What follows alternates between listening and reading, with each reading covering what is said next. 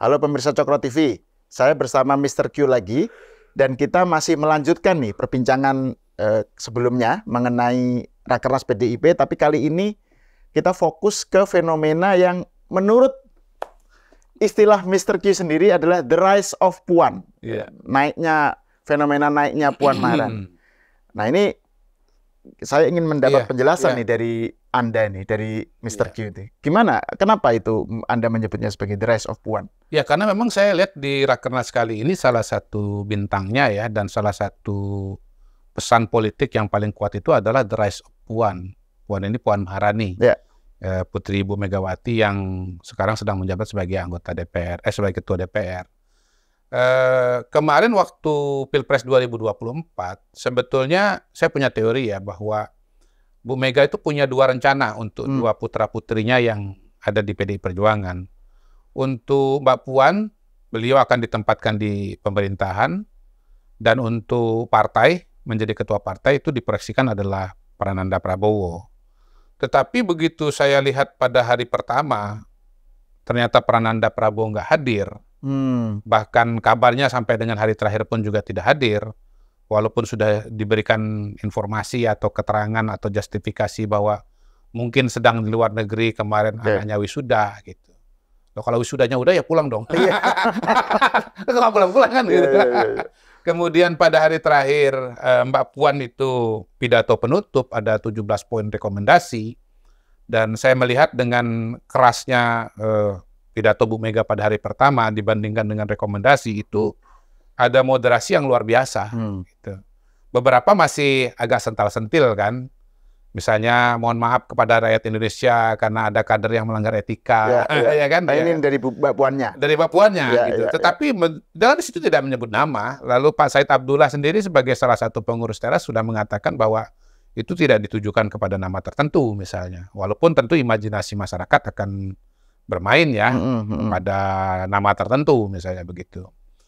Tetapi saya melihat bahwa, oh begini, yang membuat saya langsung keluar dengan terminologi the rise of Puan itu adalah ketika Bu Mega berpidato dan mengatakan, Mbak Puan kita gantian dong.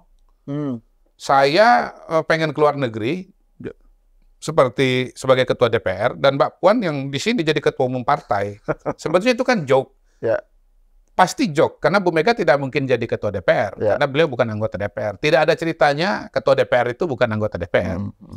Tetapi kan itu mungkin sedikit banyak alam bawah sadarnya Bu Mega, bahwa memang Mbak Puan ini udah mulai dipertimbangkan untuk menjadi ketua umum PDI Perjuangan. Artinya ada perubahan rencana dari Ibu Mega terhadap Mbak Puan. Oke, sorry. Sebelum Anda melanjutkan, tadi kan ada teori, Anda ketika menjelang Pilpres, punya teori bahwa Mbak Puan diproyeksikan untuk tetap di pemerintahan atau di ketua DPR ya. Sementara untuk PDIP akan diserahkan kepada Mas Nanan. Nah, terus gimana kelanjutannya itu? Jadi sekarang kenapa teori itu muncul? Mungkin ke belakang sedikit lagi ya. Ini sebetulnya udah pernah saya ceritakan tahun lalu gitu. Kenapa teori itu muncul? Karena pertama saya lihat Bu Mega itu merasa lebih mirip dengan Mas Nanan. Mas Nanan itu kelihatannya orang yang ideologis, bukan orang yang katakanlah taktis ya. Yang taktis itu adalah Pak Taufik Kemas, yang taktis itu adalah Mbak Puan gitu. Jadi Mbak Puan itu mirip dengan bapaknya. Sementara Nanan ini kan ya lebih kalem, lebih ideologis, dan itu mungkin Bu Mega merasa lebih nyaman bahwa ketua umum PDI Perjuangan itu akan seperti dia gitu. Nah yang kedua, tapi ini tentu adalah sebuah bacaan dari luar. Memang bacaan, kalau dalam psikologi itu sendiri juga ada kajian dari dekat, ada kajian dari jauh. Boleh-boleh aja. Saya tidak mengatakan ini kajian psikologi ya. Tapi dari apa yang sempat saya lihat dan kemudian dilihat juga oleh teman-teman yang lain yang lebih lama, lebih berproses di keluarga Teguh Umar atau di PDI Perjuangan, ada cerita bahwa selama Pak Taufik Kemas menjadi tokoh di PDI Perjuangan dan Pak Taufik Kemas masih ada, memang peran-peran itu lebih banyak diberikan kesempatan kepada Mbak Puan dan kurang kepada Mas Nanan. Nah, setelah Pak Taufik Kemas tidak ada, jadi Bu Mega itu konon kabarnya seperti mau memberikan ruang yang lebih besar kepada Mas Nanan untuk bergerak, katakanlah begitu. Nah, saya melihat Pilpres 2024, kenapa kemudian yang diputuskan oleh Bu Mega adalah Mas Ganjar, dan Bu Mega tidak mau Mas Ganjar jadi wakilnya Pak Prabowo, begitu ya. Ini satu versi ya, karena tentu saja ada banyak pertimbangan dan banyak versi. Tapi saya melihat, memang Bu Mega melihat bahwa, Bu Mega berpikir bahwa Mas Nanan ini kalau mau jadi ketua umum, dia harus mendapatkan dukungan politik yang kuat dari Presiden Republik Indonesia. Dan Presiden Republik Indonesia itu adalah Mas Ganjar. Gitu. Tentu dengan catatan kalau Mas Ganjar menang ya. Nah itu yang membuat Bu Mega tidak misalnya mendukung Pak Prabowo sebagai calon presiden atau mengizinkan Mas Ganjar sebagai calon wakil presiden. Kan pernah ada opsi bahwa pasangannya adalah Prabowo dengan Ganjar ya. Di sebuah gambar dan sebuah kunjungan yang sangat terkenal itu bersama dengan sepeda motor yang saya pernah sebut itu kan. Satu-satunya sepeda motor yang pernah bersama 3 presiden dan wakil presiden dan calon presiden. Mungkin kalau dilelang harganya langsung melonjak. Langsung melonjak itu ya. Nah itu hemat saya merupakan variabel yang menentukan keputusan Bu Mega kepada Mas Ganjar. Nah, kenapa kepada Mas Nanan. Nah, kenapa Mas Nanan ini membutuhkan dukungan? Karena memang secara profil Mas Nanan ini memang tidak sekuat Mbak Puan. Mbak Puan itu jadi anggota DPR. Mas Nanan setahu saya tidak. Mbak Nanan jadi menteri, Mbak Puan jadi menteri, Mas Nanan pasti tidak. Mbak Puan jadi anggota DPR, Mas Nanan tidak. Jadi Mbak Puan ini lebih berproses dalam pengalaman pemerintahan. Mbak Puan juga lebih banyak tampil di publik ketimbang Mas Nanan. Kita melihat Mas Nanan kan sangat-sangat terbatas. Mungkin setahun sekali 2 kali saja pada acara-acara resmi PDI Perjuangan. Itu pun sekilas. Gitu. Beda kalau Mbak Puan sebagai anggota DPR, acara ini, acara itu, sebagai menteri, kegiatan ini, kegiatan itu. Jadi karena profilnya tidak sekuat Mbak Puan, mungkin secara politik perlu didukung oleh presiden terpilih. Gitu. Nah, tetapi dengan kekalahan Mas Ganjar di Pilpres 2024 ini, maka skenario untuk memajukan Prananda Prabowo itu tidak serealistis atau tidak sekuat dulu lagi. Gitu.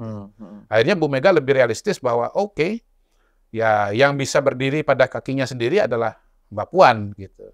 Yang lebih berpengalaman dan mungkin sudah diterima oleh elit politik adalah Mbak Puan. Jadi ya joke-nya Mbak Mega atau Bu Mega itu menurut saya di satu sisi adalah joke, tapi kalau dibaca bahwa itu merupakan pesan tersirat bahwa Bu Mega melihat Mbak Puan sebagai calon ketua umum PDI Perjuangan di masa depan, menurut saya bisa dijustifikasi juga, bisa dilegitimasi juga gitu. Jadi itulah yang membuat saya mengatakan Pilpres 2024 ini the rise of Puan. Dilalah ya yang membacakan sikap politik PDI Perjuangan adalah Mbak Puan. Sikap politik PDI Perjuangan kan tentu akan dibaca oleh Pak Jokowi, dibaca oleh Pak Prabowo sebagai presiden-elek, dibaca oleh ketua-ketua partai yang lain. Kenapa Puan yang ngomong? Memang dia adalah ketua bidang politik. Tapi kenapa ya isinya seperti itu? Menurut saya itu artinya ruang itu diberikan oleh Bu Mega pada Mbak Puan. Kalau dia ketua, tapi kan Bu Mega bisa tunjuk yang lain ngomong. Yang kedua Mbak Puan ngomong, tapi kan isinya kan bisa aja diveto oleh Bu Mega. Bisa nggak isinya dibikin lebih keras seperti pada hari pertama gitu? Hemat saya ini pidato yang bikin dominannya adalah Mbak Puan dan tim, bukan Mas Hasto. Nah, kalau Mas Hasto yang bikin itu kayak hari pertama. Pangeran Kegelapan, Voldemort keluar lagi itu. Jalan gelap demokrasi keluar lagi itu. Anomali demokrasi itu keluar lagi itu. Nggak akan selembut yang kemarin itu gitu loh. Nah, Mbak Puan di sisi yang lain juga bisa membaca dan bisa menyambungkan joke ibunya itu. Dengan di bagian akhir itu mengatakan bahwa ketua umum berikutnya adalah Ibu Mega lagi gitu. Tentu ini juga bagian dari dinamika di dalam dalam sidang-sidang ya, katakanlah begitu. Tetapi menurut saya Mbak Puan itu telah mencapai sebuah kematangan emosi di mana dia pengen, tapi nggak kelihatan amat bahwa dia pengen kan gitu kan. Gitu. Dia mampu melihat situasi dan dia mampu menahan diri. Dia tetap sebut ibunya. Dan sebetulnya dengan cara seperti itu dia sedang membuka lebar-lebar pintu menuju nanti berikutnya dia adalah ketua umum. Saya ingat kok di wawancara, bagaimana Mbak Puan dengan pidato Bu Mega itu Mbak Puan ketua umum? ya kita berdoa sajalah. Ya. Itu juga matang. Itu kan ucapan orang yang mau tapi tidak menjawab dengan kata mau kan, gitu kan? Ya kita berdoa sajalah. Jadi saya melihat bahwa ya masa depan PDI Perjuangan ini kelihatannya sudah nampak ya, bahwa penerus PDI Perjuangan, Bu Mega di PDI Perjuangan itu kemungkinan adalah Puan Maharani. Tidak sekarang, karena tahun 2025 masih Ibu Mega, tapi mungkin di atas 2029 atau di atas 2030. Tidak sekarang, tetapi perannya Mbak Puan menurut bacaan Mr. Q tetap akan dominan gitu ya. Meskipun nanti andaikan ketuanya itu tetap ketumnya itu Bu Mega, posisinya dalam PDIP itu tetap apa ya? Tentu kita harus lihat ke depan. Kita harus lihat ke depan bagaimana Bu Mega akan mengelola ini. Tapi kalau awalnya Bu Mega mungkin punya 2 skenario itu, mungkin pada hari ini skenario tinggal 1 atau 1,5 saja. Gitu. Dan itu berdasarkan hasil dari Pilpres kemarin. Saya kira tidak seperti itu. Tidak mungkin atensi atau ruang itu diberikan kepada Mbak Puan lebih besar. Dengan adanya pidato Mbak Puan yang begitu istilahnya moderat itu, gitu. Gitu. Jadi ya ini Rakernas 2024 ini adalah panggung bagi Mbak Puan untuk tampil menjadi calon suksesornya Bu Mega di PDI Perjuangan. Gitu. Nah itu kalau memang itu yang terjadi ya, ini menarik. Saya juga mendengar bahwa ada dialog-dialog di dalam itu ya, bagaimana Bu Mega tuh ketika bercanda-bercanda di depan hadirin dan hadirin dan hadir out, nggak hadirin aja lah, karena yang out kan nggak tahu yang pengen keluar kan. Berbicara kepada para hadirin, itu dia jok-jokan dengan Mbak Puan itu mengenai masa depan partai politiknya. Saya nggak usah ceritakan detail ya, karena nanti wah, Kodari kok tahu gitu. Nggak diundang, nggak dapat undangan kok tahu. Gitu. Saya kan hadir out. Hadirat tapi tahu juga. Out kok in. Nah terus gini, jadi kalau tadi fenomena the rise of Puan ini yang terjadi ya, dan ini saya kira pembacaan yang menarik ya. Ini implikasinya apa? Baik buat PDIP itu sendiri maupun buat hubungan baik dengan Pak Jokowi maupun dengan Prabowo Gibran. Karena kan kita tahu bahwa Mbak Puan itu termasuk yang cukup luas ya, cukup moderat, reaching out. Jadi dia mencoba selalu berusaha untuk apa ya, untuk malah justru mendahului untuk ketemu Kaisang, ketemu LBP, terus sebelum kongres sebelum Rakernas ketemu Jokowi kan, malah sampai rame kan hubungan dengan Pak Jokowi, ternyata dekat gitu, kemesraannya ternyata cukup lama dan seterusnya. Jadi ada faktor Mbak Puan yang memang lebih fleksibel, lebih realistis, lebih pragmatis gitu ya. Nah ini implikasinya terhadap PDIP itu sendiri gimana gitu?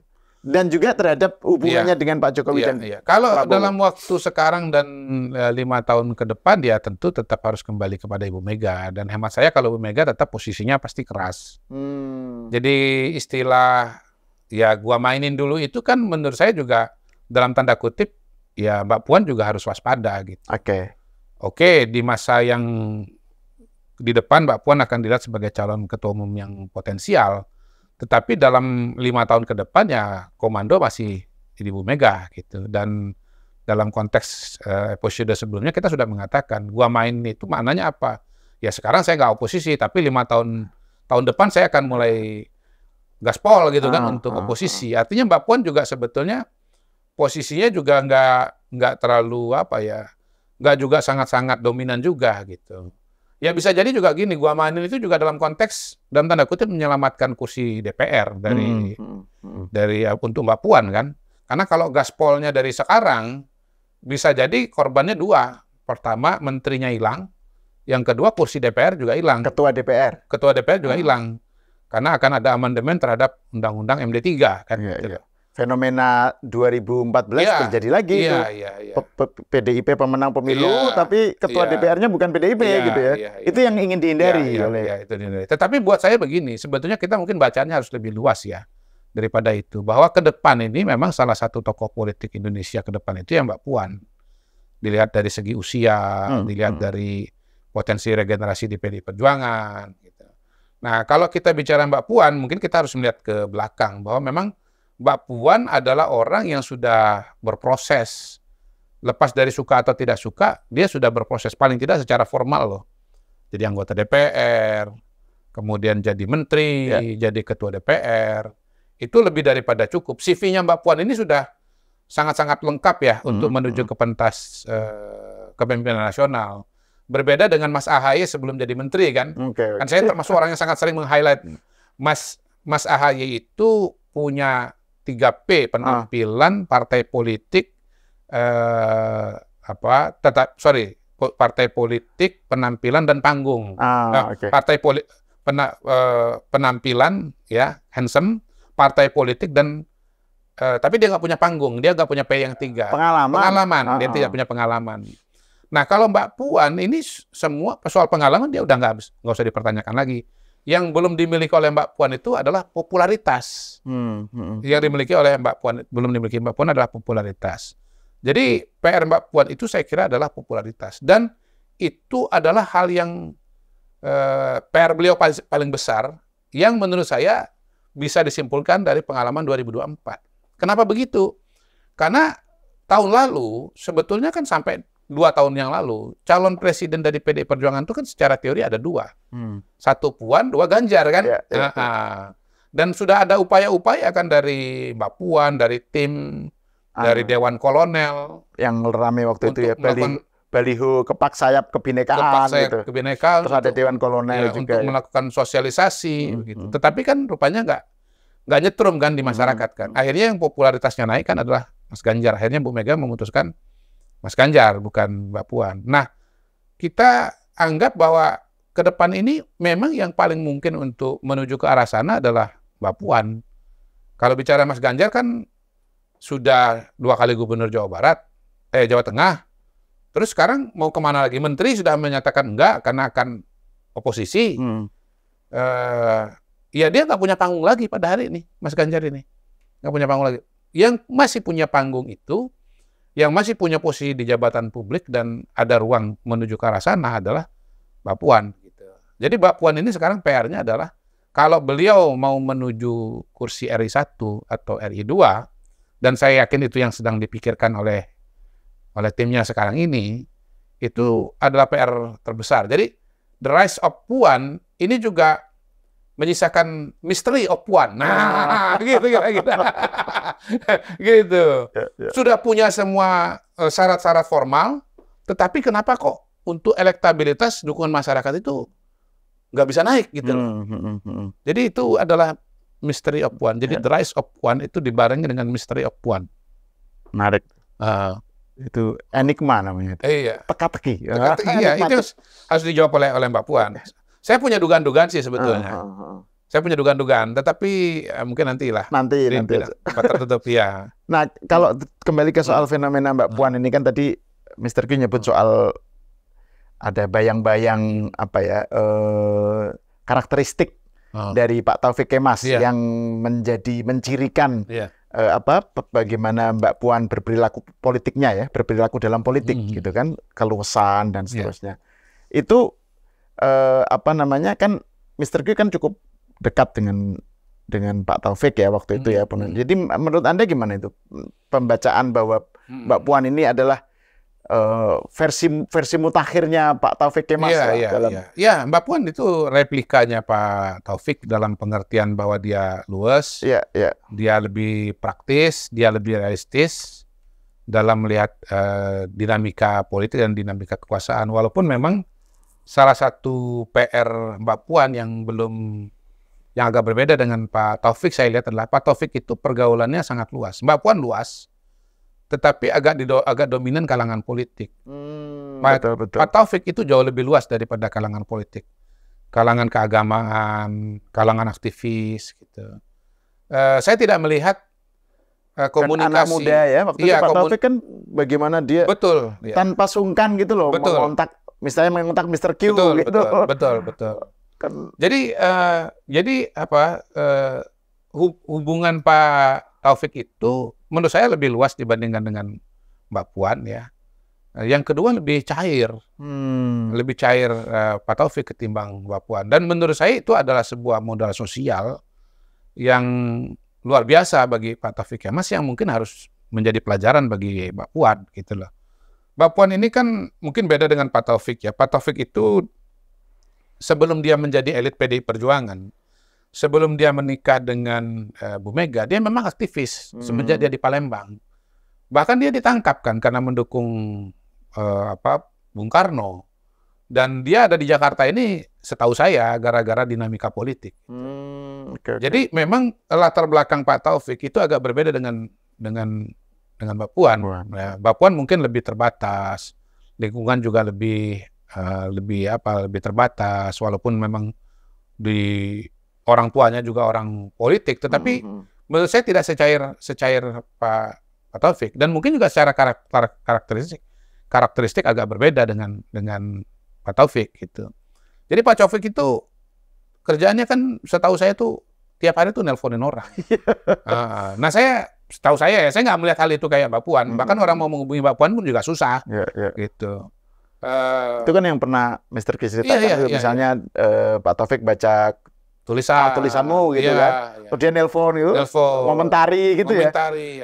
Jadi nggak merasa karena dia senior atau apa, terus nggak merasa nggak ada problem gitu.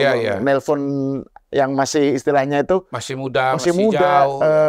Istilahnya itu masih yesterday afternoon boy. Masih anak kemarin sore gitu. Nggak ada masalah, nggak ada kompleks itu. Betul. Jadi kemurah hatian Pak Taufik itu juga sangat populer, sangat dikenal gitu. Nah, menurut saya itu punya efek juga sebetulnya secara langsung tidak langsung kepada barangkali alam pikiran masyarakat. Kan tokoh-tokoh ini kan ketika berinteraksi dengan Pak Taufik itu kan mereka bercerita betapa ramahnya Pak Taufik, betapa baiknya Pak Taufik, betapa hangatnya Pak Taufik, betapa murah hatinya Pak Taufik. Menurut saya itu disadari atau tidak disadari itu pasti menyebar dan menciptakan sebuah aura atau sebuah frekuensi yang mungkin membuka hati banyak orang. Gitu. Nah ini kembali ke soal kebayang nggak bagaimana saya menceritakan seorang Pak Taufik, hangatnya Pak Taufik, egoisme Pak Taufik itu kan menurut saya transfer kan kepada orang yang mendengarkan cerita saya itu. Ya setidaknya dari sejumlah teman-teman yang misalnya pernah dekat ya, misalnya Hamid Basaih atau ya Mr. Q sendiri atau sejumlah orang yang bagaimana Bang Zulfan, Bang Zulfan Lindan, apa kan ceritanya kan sama kan? Iya sama tentang betapa Pak Taufik itu orangnya tuh memang egaliter, murah hati. Iya betul. Nah kembali ke soal ini, soal the rise of Puan tadi, saya masih tertarik dengan soal implikasinya ini. Kalau di PDIP kan terutama dalam kaitannya dengan Pilpres kemarin kan, itu kan konon ada dua arus utama di PDIP yang arus garis keras gitu ya, garis kenceng lah, bukan keras. Istilah garis keras itu kan kurang tepat ya.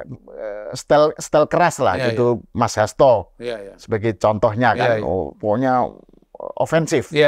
Dengan Mbak Puan yang lebih fleksibel. Nah itu kalau misalnya ini fenomena the rise of Puan, meskipun tadi Anda bilang ini nggak bisa langsung ujuk-ujuk, tapi itu berdampak nggak menurut akan sangat tergantung tahun depan Kongres itu, bukan Munas ya, Kongres itu nanti sekjennya siapa?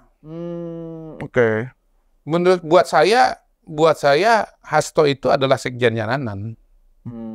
Jadi sikap-sikap Hasto itu adalah gambaran dari sikap-sikap Nanan. Nah, kalau misalnya nanti sekjennya PDI Perjuangan itu oleh Bu Mega dipilih Ahmad Basarah misalnya, maka saya bisa mengatakan nuansa kepartaian ke depan, komunikasi politik ke depan itu akan menjadi warnanya Mbak Puan gitu. Karena Basarah itu orang yang dekat dengan Mbak Puan. Dalam tanda kutip istilah saya itu yang ditugaskan Pak Taufik dulu lah untuk mengawal Mbak Puan gitu, untuk mengurus Mbak Puan gitu. Tentu ada opsi-opsi yang lain ya, tapi setahu saya bahwa kalau ada pemilihan sekjen, Mbak Puan itu jagonya adalah Ahmad Basarah gitu. Dari dulu ya, sekian tahun yang lalu. Fakta bahwa kemudian terpilih itu adalah Hasto, ya itu juga teori saya bahwa kayaknya berarti yang diproyeksikan menjadi ketua umum ke depan itu bukan Mbak Puan, tetapi adalah yang lain gitu. Karena kalau yang dipilih jadi sekjen misalnya 5 tahun yang lalu gitu ya, atau bahkan 5 tahun yang lalunya lagi adalah Basara, itu confirm bahwa Mbak Puan yang akan jadi ketua umum. Jadi sebetulnya ada satu episode lagi, episode Kongres tahun depan, di mana kita menanti siapa yang ditunjuk oleh Bu Mega sebagai sekjennya. Tahun depan itu artinya Pak Jokowi sudah tidak menjabat, betul, ya, tidak jadi presiden, betul. Pak Prabowo Gibran sudah jadi presiden. Sudah jadi presiden dan presiden. Iya, iya. Jadi sebetulnya ada satu episode lagi yang kita tunggu. Tapi begini, kalau kita bicara Mbak Puan yang jadi ketua umum ke depan kan, maka kemudian ya tentu kita akan melihat PDI Perjuangan yang tentu lebih terbuka, kita nggak akan mendengar cerita kayak Bu Mega nggak ketemu dengan SBY 20 tahun. Nggak ketemu dengan Jokowi 50 tahun, belum ya. Kita nggak akan mendengar cerita-cerita seperti itu, gitu loh. Karena ya pasti Mbak Puan akan ketemu, sebagaimana kita pada hari ini melihat Mbak Puan ketemu Pak Prabowo, ketemu dengan Pak Jokowi, gitu ya. Entah itu acara resmi atau bukan resmi, tetapi pertemuan-pertemuan itu kan terjadi. Ya, jadi sudah dilakukan oleh Mbak Puan. Jadi PDI yang keras ini adalah di eranya Bu Mega. Tapi kalau PDI yang di eranya Mbak Puan, kalau nanti betul-betul jadi ketua umum, menurut saya akan sangat-sangat berbeda. Gitu. Tapi sebelum menuju ke sana, yang masih 5 tahun lagi, ya kita lihat jembatannya, yaitu adalah soal siapa sekjennya. Gitu. Kalau misalnya ternyata sekjennya masih Mas Hasto juga, wah mungkin analisa kita harus agak direview lagi nih, harus ada episode ininya, evaluasinya gitu. Apakah nanti judulnya The Decline of One atau The Rise of One and Others? Ditambahin. Bisa juga gitu. Nggak usah dicoret. Oh gitu ya. Ya nanti kita lihat lah. Jadi kita ini episodenya kan belum tutup gitu ya. Seperti kata Bu Mega, gua mainin dulu deh. Gitu. Tapi dari profil ya, saya mau mengatakan dari segi profil, dari segi pengalaman, yang paling lengkap di PDI Perjuangan pada hari ini memang Mbak Puan. Nggak bisa dibantah itu. Termasuk dari skill komunikasi pribadi, pidato, segala macam. Mbak Puan dalam satu kesempatan kan sehingga saya pernah terbuka kok. Saya dulu nggak bisa pidato, tapi sekarang saya pidato. Teman-teman PDI Perjuangan yang notabene teman-teman saya gitu juga kan termasuk yang saya kan bergaul dengan PDI Perjuangan kan dengan pengurus provinsi, pengurus kabupaten kota gitu. Saya dengar cerita mereka, bagus Mas, bagus sekarang bagus gitu. Jadi ada pengakuan terhadap progres dari seorang Mbak Puan gitu ya. Jadi ini semuanya kuncinya pada dua variabel menurut saya, bagaimana kapan dan bagaimana Bu Mega akan melihat kepemimpinan PDI Perjuangan. Yang kedua, bagaimana respon dari masyarakat gitu. Ya, misterinya Mbak Puan sekali lagi adalah dia itu nggak populer di masyarakat, belum populer di masyarakat. Gitu. Di elit juga masih pro kontra juga sih, ya. Mungkin Mbak Puan nanti dengarnya masih pro kontra juga gitu loh. Ada sebagian elit yang kira-kira ngomongnya begini, Mbak Puan, Mbak Puan sih beda dengan Pak Taufik. Kalau Pak Taufik dulu belum minta udah dikasih. Ngerti gitu ya, Pak Taufik itu ngerti. Gitu. Iya, saya mikirin. Makasih ya. Saya sih udah lama sekali mencari cara ngomong dengan Mbak Puan dengan enak. Saya belum pernah ketemu. Ini caranya sekarang yang dikasih oleh masalah. Mbak itu, pokoknya orang itu melihat Mbak Mega itu kayak Pak Taufik, tapi Mbak Puan itu seperti Mbak Puan, tapi masih belum lengkap gitu loh. Ada satu elemen yang penting itu yang belum itu loh. Iya. Jadi Pak Taufik itu. Iya. Udah ngerti kira-kira apa yang dibutuhkan. Betul, gitu. Betul. Nah, barangkali kalau itu dijalankan juga, mungkin ceritanya agak lain. Karena apa? Tadi seperti saya bilang, mungkin nanti akan cerita-cerita, pengaruh-pengaruh itu akan menyebar dengan sendiri. Apalagi kan yang berinteraksi dengan Mbak Puan, berinteraksi dengan Pak Taufik itu kan memang tokoh-tokoh. Orang-orang yang notabene itu punya pengikut, orang-orang yang notabene berbicara kepada banyak orang. Gitu. Jadi, apa yang disampaikan oleh tokoh-tokoh ini dan apa yang mereka rasakan itu menurut saya akan punya pengaruh gitu. Tapi kan ya gini lah Mbak, kira-kira kata Einstein ya, hanya orang gila yang berharap hasil yang berbeda dengan melakukan hal yang sama. Jadi Mbak Puan dan tim itu ya, terutama Mbak Puan lah ya. Kalau tim nggak berani ngomong sama Mbak kan, Kodari aja yang berani ngomong. Iya Mbak Puan harus melakukan hal yang berbeda dengan yang Mbak Puan lakukan selama ini gitu loh. Karena sekali lagi ya hanya orang gila yang berharap hasil yang berbeda dengan melakukan hal yang sama. Lakukan hal yang berbeda. Betul. Gitu. Lihatlah apa yang selama ini belum dilakukan. Nah, itu yang dilakukan gitu. Cluenya sudah ada sedikit-sedikit dari saya. Menarik. Ya, Mbak Puan calon masa depan, punya partai, punya pengalaman. Nah, ini Mbak Puan ini kebalikannya Agus Harimurti Yudhoyono. Oke. Sama-sama punya partai. Mbak Puan punya pengalaman, dulu AHY nggak punya pengalaman. Tapi AHY dulu punya popularitas, Mbak Puan nggak punya. Jadi kalau mau maju capres, cawapres, satu elemen yang hilang adalah soal popularitas. Dan bukan hanya 3P. Kalau tadi kan popularitas, panggung, partai, popularitas sama pengalaman. Mbak Puan ada satu lagi. Apa? Puan. Apa? Namanya kan P. Jadi 4P. Mbak Puan itu punya 4P. Iya. Oke. Terima kasih Mr. Q atas diskusinya. Pemirsa, sampai batuk. Pemirsa, sampai di sini dulu. Kita berjumpa lagi di episode selanjutnya. Iya.